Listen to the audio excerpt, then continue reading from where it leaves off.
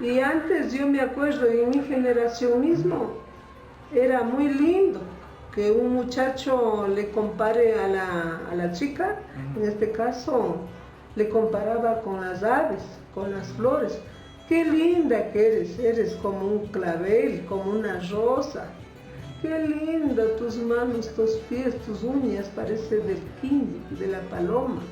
Qué bonita esa comparación que hacíamos. Ahora es diferente, ahora no se escucha pues con esa educación a los chicos. Antes éramos comparados con flores. Guaita gushna más rico fondo, decía. Rusa sisa gushna más rico fondo. Tindik chaktivo, paloma chaktivo. Shinigups palomashna macani. Qué bonita esa palabra, ¿no? Ahora lo que la generación de ahora les oigo que dice, qué buenota que es.